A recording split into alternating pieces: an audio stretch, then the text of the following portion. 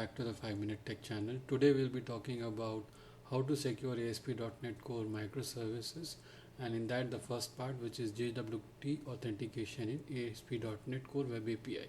So let's get started. JWT Authentication is a JSON Web Token based authentication, and it is popular method for securing APIs and user authentication.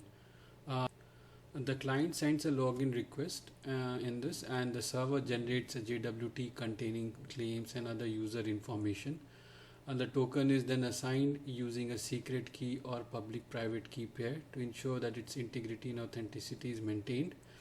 And then the client receives the JWT, stores it in a local storage or session storage, and then the client includes the JWT in authorization header whenever there is a call made by the client to the server, and the server verifies the JWT signature and extracts whatever claim is there for that specific user, and then based on those claims the server grants or denies the access to the requested resource by the client. Now, what is JWT in detail? JWT is a JSON Web Token which enables secure way to transmit data between two parties, it being a client and the server, in form of a JSON object. It is an open standard and it is popular mechanism for our web authentication. Now, key components of JWT is header, payload and signature. These are three main components of JWT. Header is a JSON, it is a JSON object which is encoded in base 64 format, and it contains information like a type of token and the encryption algorithm which is used. And then the payload, JSON object encoded in base 64 again, and it contains attributes about the user like claims, and this can also include registered claims like ISS, XP, sub and AUD, public claims and private claims as well. Now, signature, the JWT's integrity check is the signature. It is generated by encoding the header and payload and combining it, and then signing them using a secret or private key known by the server. The server uses the signature part to verify whether the token contains the valid information, the information a server is issuing. So if the malicious user try to modify the value of the payload, they have to recreate the signature, and for that purpose they need the secret key that only the server knows about. On the server side, we can easily verify the value are original or tampered based on the signature computed from the values coming from the client. So we can easily verify the integrity of our data just by comparing the digital signature, and that is the reason why we use JWT. So now we will be moving on to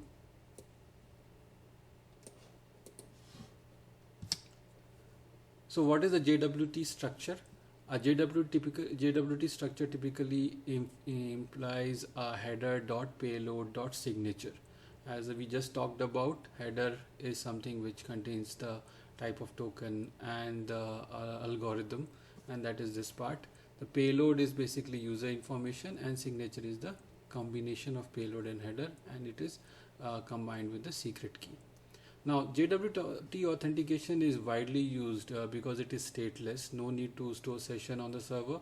It is scalable and decouples authentication and authorization processes.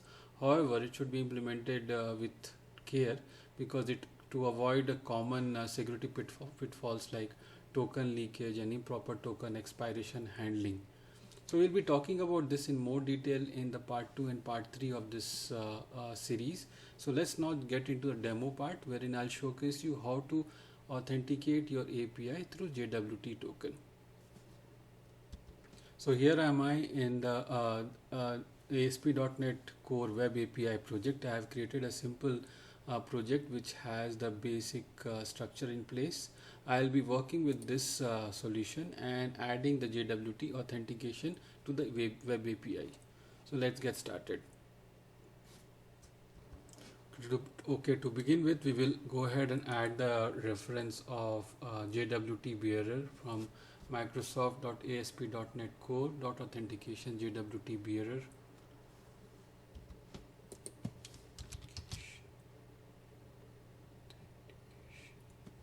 This is the package, and we will be adding version 8.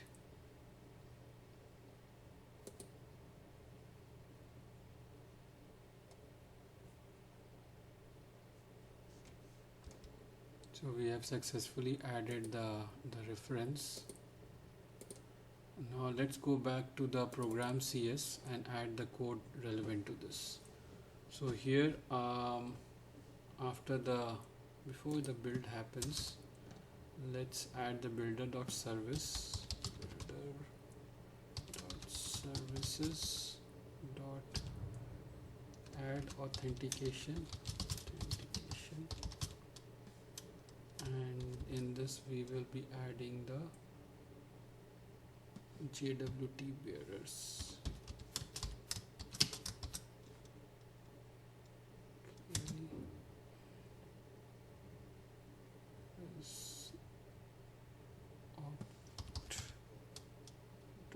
Default.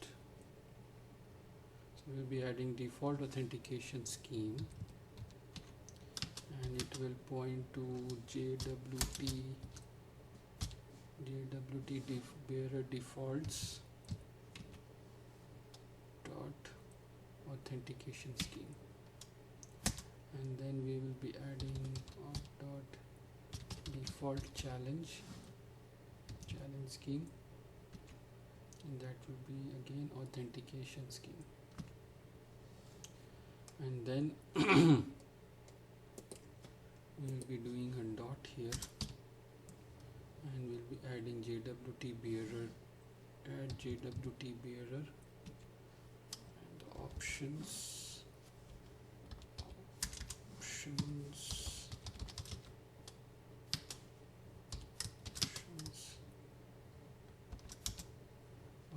will be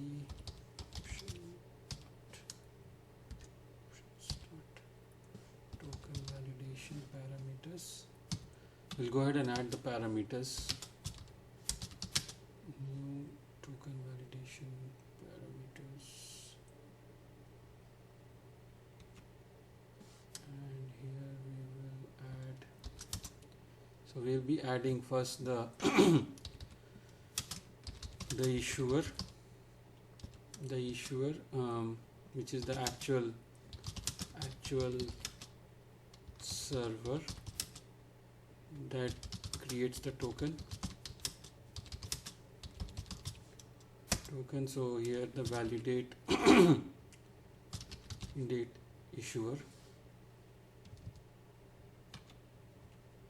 and then we will add the validate address audience,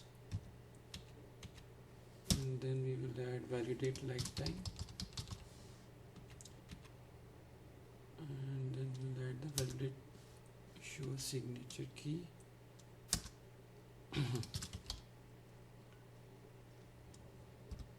then we'll add the validate issuer, and we'll provide the port number at which it is running. So ours is running on localhost, and it is, I suppose it is, let me check, properties launch setting is running on 7143, so let's put that there,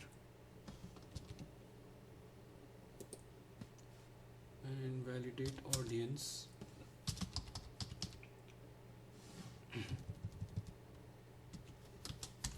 will be the same,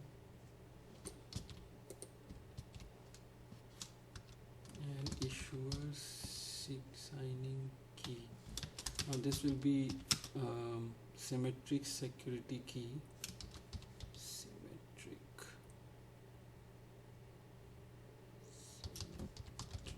security key,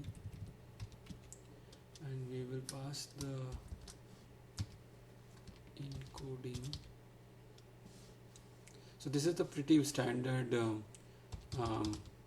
way of adding your middleware for JWT authentication. And here I'll provide a key to it. this is done.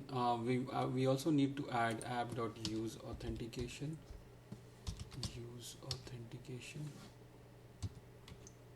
Yeah, so that's pretty much about program.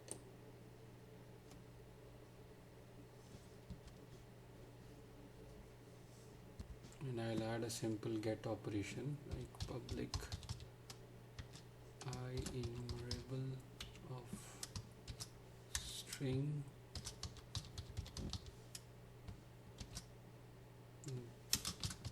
get, and this will return a simple array. Return new string, and this will be Rick and Harry. So this is just simple to users, it will return this API. No, I have not decorated right now with the authorize. So first let me do is add HTTP get, and I will do is authorize. So now this will require authorization to get these values. Now in order to get this authorized to work, we need to add certain user model and also the authentication model. So let's add a folder for model. I'll go ahead and add the user here, which will have username and the password. So let me add a login user class, as we have a user as well in the controller. So login user, add the class, create couple of properties here. First is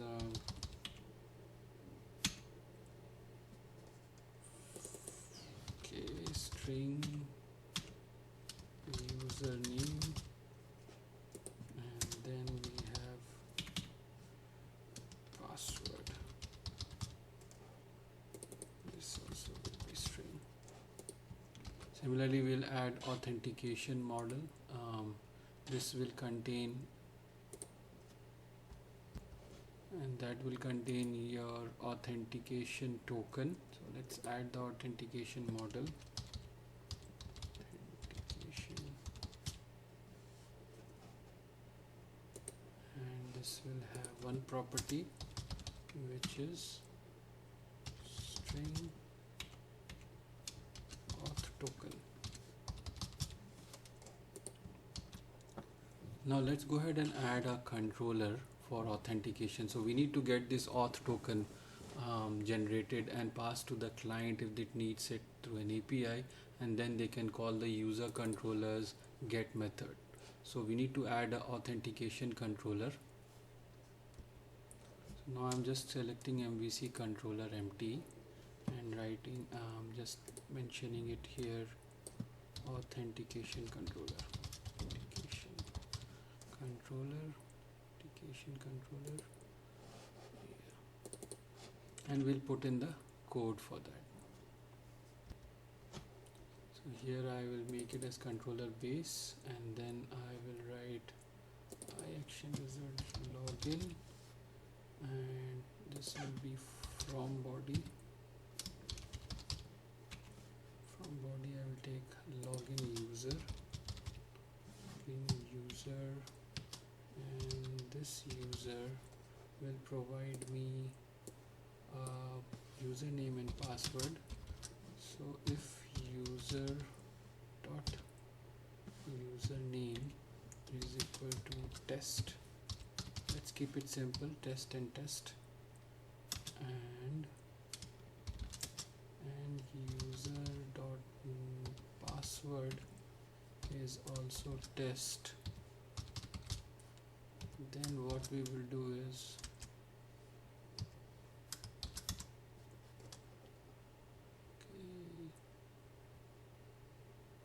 this should be double equal to and then we will create as a var secret key. We will have that secret key which we had, right? So we'll use that is equal to new symmetric security key, and we will use the same code which we had in program CS file is equal to new symmetric key, and we'll use this one. Let's put it here, and then what we will do is we will do a signing. We will do is where signing credential is equal to new signing credential initials, and then pass the secret key along with your security algorithms dot hash SHA-256. Yeah, this is the algorithm which we have, and then we'll create where token option is equal to new JWT security token,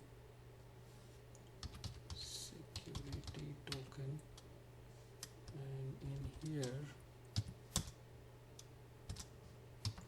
we will be having issuer, which is the same HTTPS. So if we come back to the program CS file, this is our issuer, and then we will have audience, which will be the same.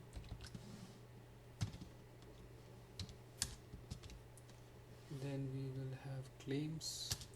So for simplicity purpose, what we have done is we are just using username and password, which is hard coded here, but in real scenario you will be having it you'll be using it in a better way where it is coming from an AD or anything like that.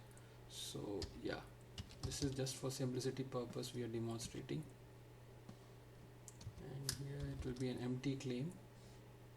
Now I'll mention expires, and I will add 5 minute time dot now dot add minute, and that will be 5, and the next is signing credential, and that is what we have made above. Let's close this, and then what we will do is var token string, which we have formed, is equal to new JWT security token handler, and here we will do is dot write token, the token option which we have mentioned, and we'll return this, and okay, new authentication,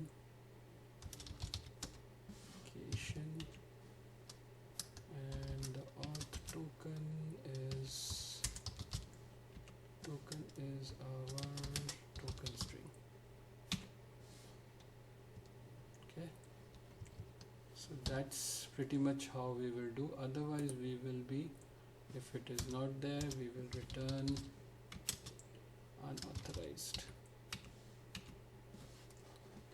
So this is our authentication controller implementation. Now what we will do is we will just test this whole setup.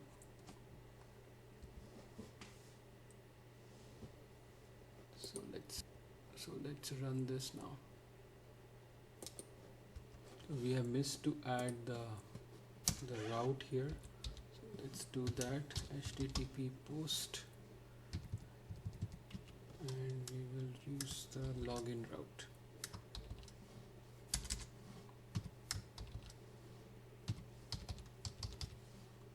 Now let's run this.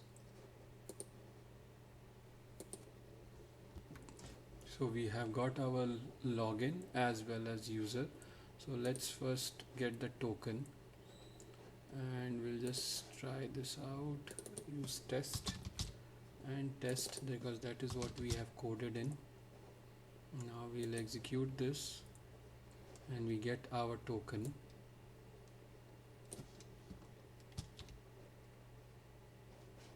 And what we will do now is we'll try to use Postman because I have not configured Swagger to use the authentication. So let me launch Postman. So if you see here, if I'm trying to execute the user without passing the token, I'm getting 401 authentication error. And now when I use the Postman and pass the URL which I have here, so let me just pass this URL and the token which I got it from the previous request. So let me copy this token and go to authorization, bearer token, and do this, and we can just run this now.